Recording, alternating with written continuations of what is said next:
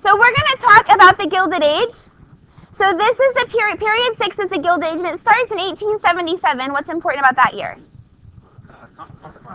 There is a compromise, and what does that compromise mean? It ends Reconstruction. It's not like they get rid of all the laws. Why do we say that it ends Reconstruction in 1877? They move the soldiers out, and if the soldiers aren't there, are those laws being enforced? Not really. Okay, so we're going to go from the end of Reconstruction through about the turn of the century, so about 1900. And in this relatively short period of time, right, less than 30 years, a lot of things happen. And we call it the Gilded Age. Why, I wonder? What does the word gilded mean? Yeah, covered in gold, right?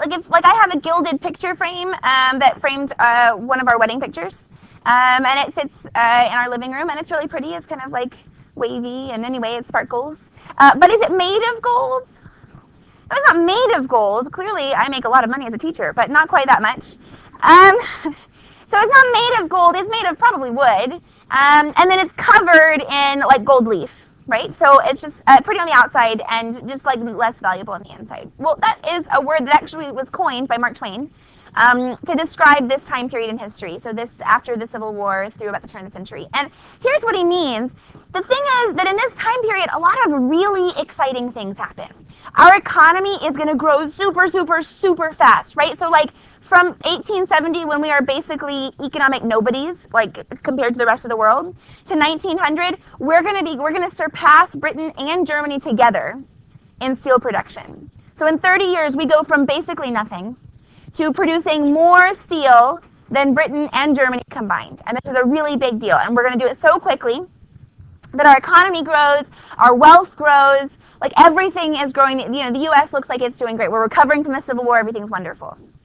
But beneath the surface, things are quite a bit muddier, right? Because does everybody benefit equally from this big economic growth? No, we know that there's a lot of exploitation that's happening, right? A lot of people who are left out, a lot of problems that are created. Like, I mean, you guys, maybe some of you experienced when you were growing up growing pains. Nate is just starting to experience growing pains, which sort of blows my mind.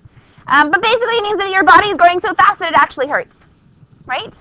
Well, the U.S. experiences growing pains as well. Our economy expanded so quickly that we would be crazy not to expect some kinds of problems that are associated, right? Because think about like even the problems in College Station. College Station has some problems within the city, and most of them are related to growth that is so fast, right? Because our city is growing so quickly, like why do we have crazy, ridiculous traffic on 2818 and on Texas Avenue, you know, when we have big game days? Well, because we don't have a proper infrastructure. We ought to have at least some more highway systems that look more like places like Houston than they do like ours, other than maybe, I guess, like we've got the one overpass, like where Texas, or like Business 6 kind of by Walmart. Other than that, we really just look like a small town in terms of roads, right? There's no overpasses and underpasses. There's a whole bunch of stoplights. There's a whole bunch of intersecting streets. That causes a lot of congestion, especially when you have so many cars. Well, it's because we've grown so quickly that it's been very difficult to keep up with that growth. Well, the same thing happens to the U.S. economy. It grows so quickly that there aren't enough protections, there aren't enough regulations, there's not enough people in place to help or to provide a safety net. So we have all these big problems. So anyway, that's the Gilded Age, and that's what we're talking about today. So the first thing that we're going to look at, if I can make this actually work, is the growth of the West and how this and the growth of industry and how this might lead to problems. So I think I've already told you my favorite history joke, right? Chicago's first disassembly line. It's actually a meatpacking plant. And so actually the West is one of the first places to see this sort of like factory-style growth in a big scale. It actually happens before the end of the Civil War. And I just have some pictures to show you. And the goal, what I want you to be thinking about is like, what problems could this create? We know what's good about it, right? If we have sort of an industrial style like meat packing or meat processing plant, then we know that that's going to reduce the cost of that meat, right? Which is going to enable more people in the cities to have access to good protein, right? You don't get to have your cow with you in your apartment. And so you might not have any protein unless you were able to buy some meat. So we know that that's going to be good. We know it can be faster. We know that having an industrial meat processing facility will also reduce costs for producers. So that's going to be great. So in any case, let's think now about what problems it might cause. So here we go. The cows arrive. Sorry, vegetarians. And then they're slaughtered. So they're like throats are slit usually, and the like blood drains out. And then they're attached. These are like big hooks. So that's a cow. And they're gonna once they're on hooks, then they're gonna kind of drag them down the hallway until it gets to the end, and then it will lift the body like up. Yes. And then they'll get hung in these big rooms so like all of these carcasses have mostly been butchered. But so these butchers are going to kind of, they'll go down the lines to like each carcass and do their one little piece and then move on to the next one. And then finally they'll sort of end in this big like holding room. And then they'll be shipped off from there. Problems? Anybody?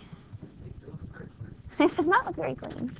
It's convenient that they wear white coats. I think that's supposed to make us feel like they're more sanitary, but actually you just see how dirty it is. The ground, I'm not super country, but I am told that like when creatures die, occasionally there are fluids involved, blood and other things. And that would all be on the floor in the same place, and then the body's going to be dragged through these fluids and then hung up. Also, refrigeration, not a thing, right? I mean, like we've got ice blocks, so they could use like big blocks of ice to try to cool. That was sort of like their version of refrigeration, but there's no like electrical power. Like we can't cool an entire building to 30 degrees or something like we can today. So, like rotting happens. Extra flavor indeed. So these people in the cities who are relying upon this meat as a source of protein are getting a fairly substandard product, right? This is going to contribute to illness. This is going to be a big deal. And so the last thing before we get into sort of more like direct notes that I want you to kind of consider is how these changes in the economy and in society are going to prompt people to call for changes in government. So remember back in the Panic of 1837, right, that Jackson creates, and then Van Buren is the one who has to deal with it. What does Van Buren do to solve the panic? Nothing. And do the people get mad about it?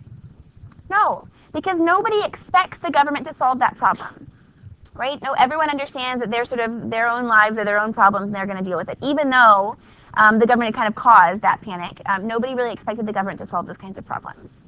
But when you begin to get into the Gilded Age, we begin to see problems like the quality of meat, or like in little grocery stores in the cities, like in the slum areas of the cities, where they would sell butter, which was actually like petroleum, and a little bit of like milk fat and sometimes some bleach to stop like the spoiled fat from becoming from smelling rancid. Right. No, it's true. So, who would know? Like, if I'm a consumer and I go to the grocery store, how do I know that what I'm buying that says butter on the outside is butter or is something else? Well, how do we know? The USDA has regulations, right? That you're not allowed to poison people, and also you can't call it, like when you buy Kraft cheese, it's like pasteurized cheese product. It can't actually say cheese, which is a little bit frightening actually, but anyway. We have regulations, but it is still delicious. We have regulations that protect us in that way. They didn't. So as we begin to talk today about some of the problems that are caused by this big industrial development, I want you to think about all of the places where we're protected from that by the government, and to begin to consider, so people are going to begin to ask the government to get involved, because our next unit, period 7, is begins all about progressivism, which is that reaction that we'll talk about. So we talked about industrial development, and now let's go through why is the U.S. able to industrialize so quickly.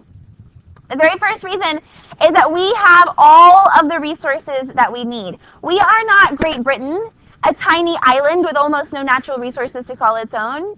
We are not Germany, right? A tiny little country that has to constantly fend off challenges from the surrounding countries. We're Merca. We have a whole continent to ourselves. And in that continent, we are richly blessed with resources. We have abundant iron, abundant coal and copper. We've got lots of timber. We've got pretty much everything you could possibly need to industrialize right here. Plenty of sand, which is important for glass and concrete development. Everything we need, we've got it. Yay us. We don't have to trade with anybody else. We don't have to worry about like maintaining supply lines to a colony. We are totally self-sufficient. Look at us. Go Merca. The next thing that is going in our favor is the incredible abundance of labor. Because not only do we have a pretty large population here on our giant continent that is Merca, Americans are pretty good at making babies, yes. But also, with the small, like, little dip that was made by the Civil War, because people didn't want to immigrate here just to be, like, sent to battle for a cause they didn't care about. Other than that small dip, we have always had pretty large immigration numbers, and that's only going to get bigger in the Gilded Age. So you thought immigration was a big deal in the 1840s, the Irish and the Germans. Just you wait, Henry Higgins. Like, we're going to see a whole bunch more. And these immigrants are going to come from new countries, and they're going to be here in mass numbers. And all that means that we can pay our workers very, very little, which is a really, really immoral thing to say, but also means that our economy can grow. This is a weird thing, you know, is that we can talk about, like, does it hurt people? Yes. But are we better or worse off for it having happened? Is the whole country better or worse off for it having happened, right? That's where it gets complicated. It's even like you go back to, like, you know, the decimation of the Native Americans, or heaven forbid the practice of slavery. Are those awful, immoral things? Yes, and did the country benefit from them? They did. So we have to contend with that tension, right, between how do we benefit from immorality and how do we deal with making amends for that. But anyway, lots of available labor. We also have a lot of available capital. And first, I have to understand what that word means. What is capital? It's money that can be used for investment, right? So, like, money that I spend on groceries is not capital. Money that I'm able to set aside to do a down payment on a new house or something, that's capital. So we have plenty of available capital. A couple of things. First, we have the gold rush. You know how your dad sometimes tells you that money doesn't grow on trees? And what he means is, like, that you can't just go out and find money. You know, you have to earn it somehow, and there's not, like, an overabundant supply of it and so on. The thing is, in the gold rush, money kind of did grow on trees, or at least it grew in rocks that we could dig up, you know? So with the gold rush, so first in California, and then in the 1870s and 80s in Alaska, we had these two gold rushes kind of back to back. We actually do magically get more money. We had less money, then we go and find more gold, and now we have more money. So that's a thing. The Civil War had eaten up a lot of capital while we were fighting. A lot of our capital was focused on the actual war itself. But now that the war is over, much of that capital, much of that money is freed up. We can use it for other things. But even more importantly than just the physical money that we have, because that's important too, the U.S. develops new legal systems that make it easier to use capital. The most important one are laws protecting corporations. So I will do an example here. Allison, you're going to start a business. What business would you like to start?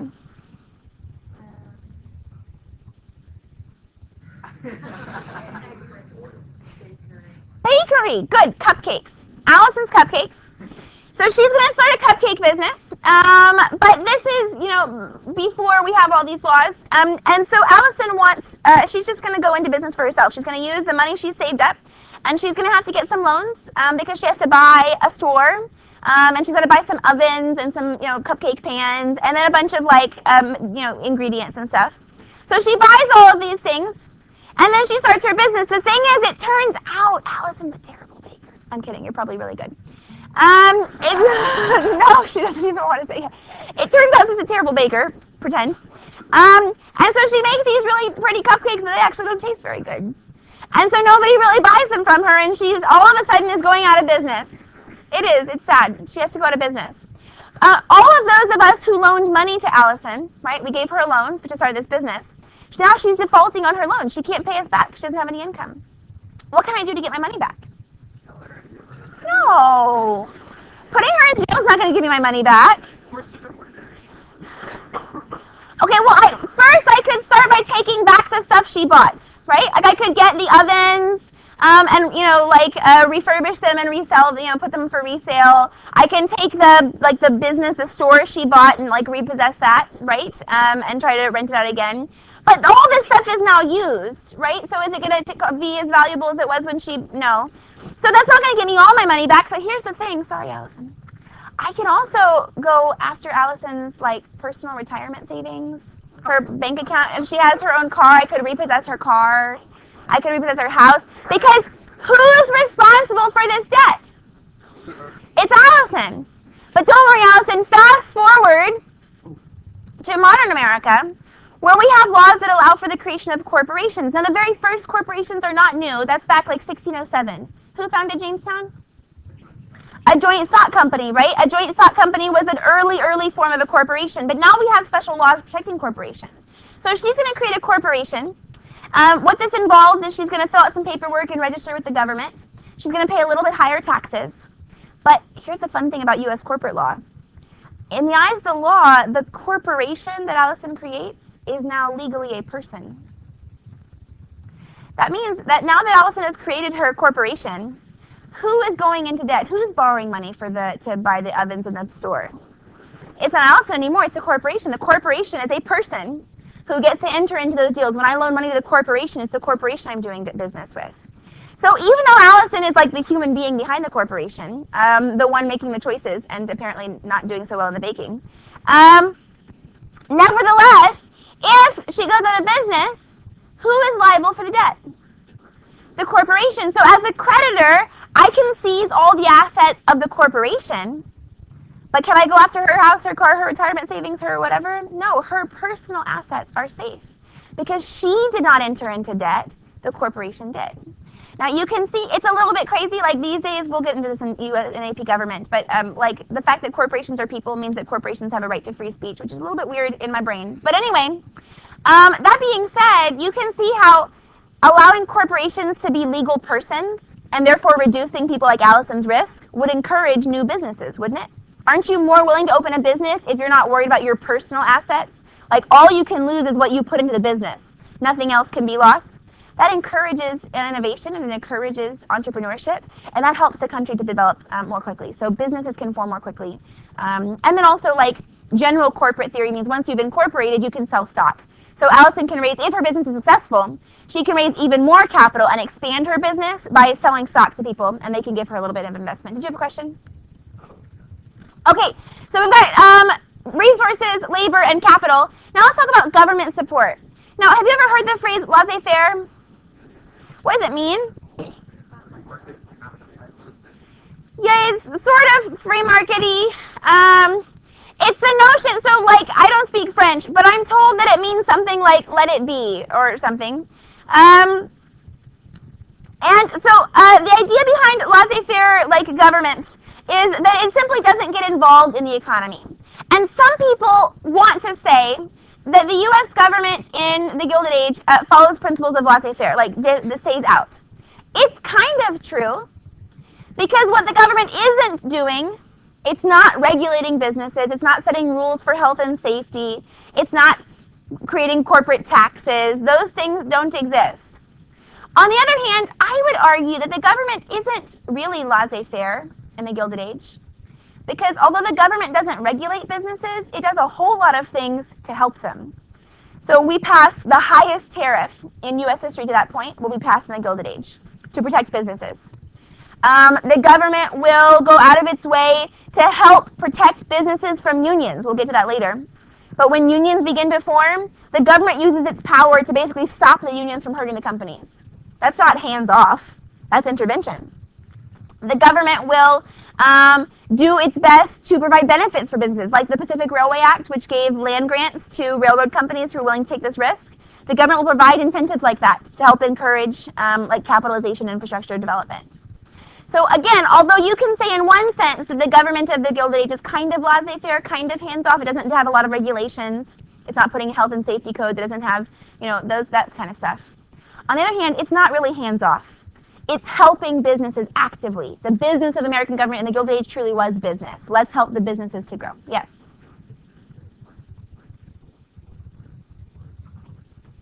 Well, we're going to talk about some political developments, and it's sort of interesting. The short version, that is a way more complicated answer than I can give right now. But the short version is that, as it turns out, many factory workers will actually vote for a pro-industry candidate because they fear that even though the pro-industry candidate means that their lives are kind of miserable and they get paid very little and they work in dangerous conditions, they fear losing their job even worse, right? And that they fear that if the government regulates businesses, that maybe the businesses would go out of business and would lay them all off.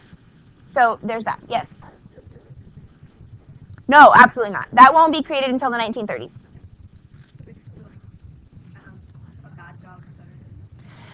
With what people think. Yeah, right. Because if I have no job, then remember, this is not the 1730s where I have my little farm and even if I have no work, I can still farm my little potatoes and feed my children.